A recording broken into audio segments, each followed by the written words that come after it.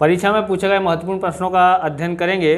देखेंगे पहला 29वां क्वेश्चन है, यदि 5 + 7 + 9 + n पद तक 437 हो तो n बराबर कितना हो सकता है। यानी योगफल दिया हुआ है यहाँ तक n पद तक तो इतना होता है, तो हमको n ज्ञात करना है। तो सबसे पहले हम ज्ञात करते हैं a बराबर होता है हमारे पास 5 और d ज्ञात करते हैं। तो कैसे, तो दूसरे पद में से पहला पद घटा देते हैं तो ये हमारे पास आ जाता है, तो 2 आया। ओके, अब हम Sn का सूत्र लगाते हैं। Sn बराबर दिया है n/2, यहाँ लिखा है 2a और n-1 गुणा d कर दिया है। अब हम आगे देखते हैं तो Sn हमारे पास 437 दिया है, तो 437 लिखा, n/2 लिखते हैं, यहाँ लिखते हैं 2 और a की जगह पर हमारे पास 5 आया है इसलिए 5 लिखते हैं, प्लस लिखते हैं यहाँ पर n बराबर हमारे पास मालूम नहीं है और d बराबर हमारे पास 2 आया है। अब हम क्या करते हैं यहाँ पर, तो हम 437 लिखते हैं बराबर n/2 लिखते हैं। n/2 लिखा, यहाँ पर 5 दूनी 10 हो जाता है, 2 का गुणा इससे करते हैं तो यहाँ पर 2n हो जाता है, इससे करते हैं तो -2 हो जाता है। तो इस तरह से ये कोष्टक बंद कर देते हैं हम यहाँ पर, और यहाँ 437 है उसको उतार देते हैं, यहाँ n/2 लिखते हैं। अब यहाँ पर देखना है कि 2n लिखा हमने, 10 में से 2 घटाते हैं तो प्लस का 8 आता है। यहाँ पर देखते हैं तो 437 लिखा हमने बराबर n/2 लिखा और 2 कॉमन आ जाता है इसलिए 2 कॉमन निकाल लेते हैं। यहाँ पर क्या आ जाएगा, n प्लस कितना हो जाएगा 4। उसके बाद हम क्या करते हैं, 2 से 2 कट जाता है और हम इसका इससे गुणा करते हैं तो यहाँ पर n² आ जाता है और इससे करते हैं तो कितना आ जाएगा, 4n प्लस का आ जाता है। इसको लेके आते हैं तो यहाँ 437 माइनस का हो जाता है और यहाँ बचता है 0, तो यहाँ 0 लिखते हैं। अब हमको ये देखने का गुणानखंड करने के हैं कि गुणा करने पर 437 आए और घटाने पर कितना आना चाहिए, तो 4 आना चाहिए। तो हम यहाँ पर देखते हैं 23 और गुणा 19 करता हूँ तो कितना आ जाता है हमारे पास, 23 और गुणा 19 करता हूँ तो 437 आ जाता है। हमको क्या रखना है, प्लस का 23 रखते हैं और -19 का रखते हैं तो घटाने पर कितना आ जाएगा, प्लस का 4 आ जाता है, बराबर। इस तरह से हम यहाँ पर लिखते हैं और इसको यहाँ पर लिखते हैं तो यहाँ पर n² का n² आ जाता है और यहाँ पर लिखेंगे 23n और यहाँ लिखते हैं -19n -437 करते हैं बराबर 0। अब यहाँ से जोड़ी बना के और कॉमन लेते हैं तो यहाँ पर n कॉमन आया तो n प्लस का 23 हो जाता है, -19 यहाँ n बचा, 19 से भाग देते हैं तो कितना आता है, प्लस का 23 आ जाता है, क्योंकि माइनस कॉमन लेते हैं तो ये निशान बदल जाता है, तो ये प्लस का हो गया बराबर 19। अब हम यहाँ पर यहाँ से यहाँ तक कॉमन लेते हैं तो n प्लस 23, उसके बाद n माइनस 19 लिखते हैं बराबर 0 लिख देते हैं।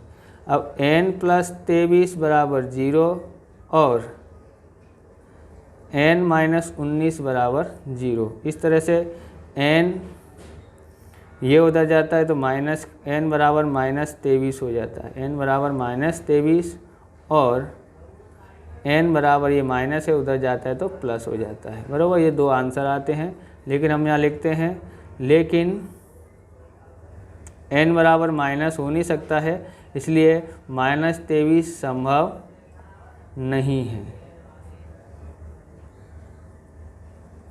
इसलिए n बराबर कितना होता है, तो n बराबर 19 होता है। तो ऑप्शन ए इसका राइट है। देखते हैं अगला क्वेश्चन।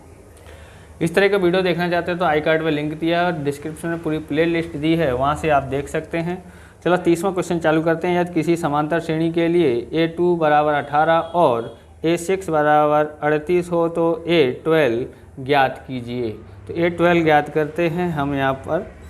तो यहाँ पर देखेंगे सबसे पहले हम यहाँ लिखते हैं इन दोनों में से जो है कितना लिखा है, A2 18 लिखा है, तो हम पहले A6 लिखते हैं, इसका डायरेक्ट लिख देते हैं। ओके, A6 कितना आता है, तो A प्लस 5D आ जाता है बराबर 38 लिख देते हैं।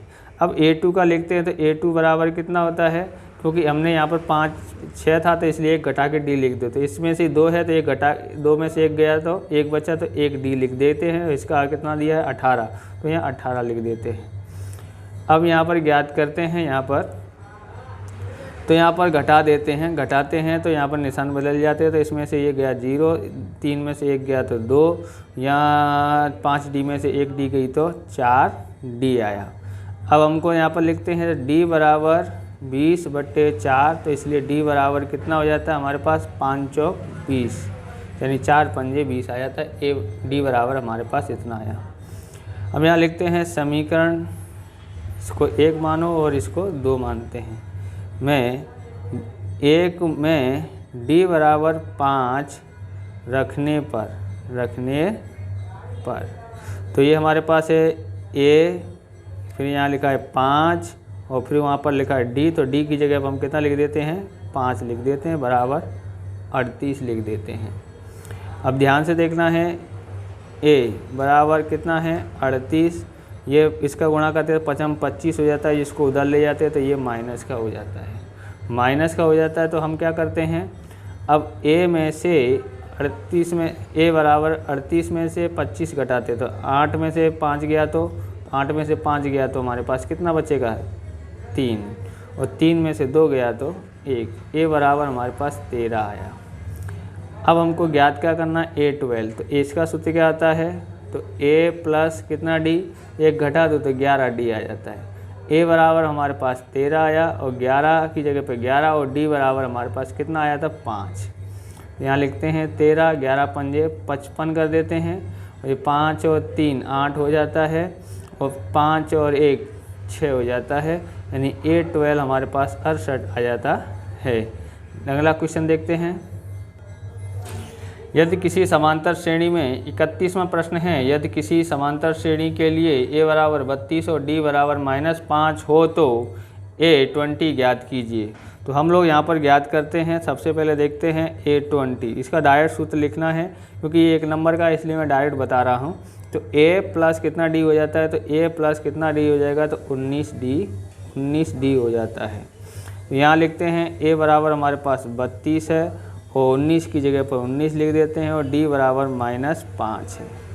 32 19 पंजे 95, माइनस का 95 हो जाता है। अब तो 5 में से 2 घटाएंगे तो हमारे पास कितना आएगा 3 आएगा। 9 में से 3 घटाते हैं तो 6 आता है, माइनस का A20 कितना आया -63 आया है। अगला क्वेश्चन देखते हैं। तो अगला क्वेश्चन है हमारे पास 32वां, समांतर श्रेणी 15 12 9 का सार्वंतर 3 है। तो सार्वंतर कैसे ज्ञात करते हैं कि पीछे वाले पद में से आगे वाला पद घटाते हैं, यानी कि A2 में से A1 घटाते हैं। तो A2 हमारे पास क्या है 12 है और ये कितना है तो 15 है। तो हमारे पास घटाते हैं तो माइनस का 3 आता है। तो यहाँ पर अंतर कितना दिया 3, तो ये विधान कैसा है, तो ये विधान असत्य है। तो आपको हमारा ये वीडियो अच्छा लगे तो लाइक शेयर कमेंट करें, चैनल पर नए हो चैनल को सब्सक्राइब करें। जय हिंद जय भारत, मिलते हैं अगले वीडियो में।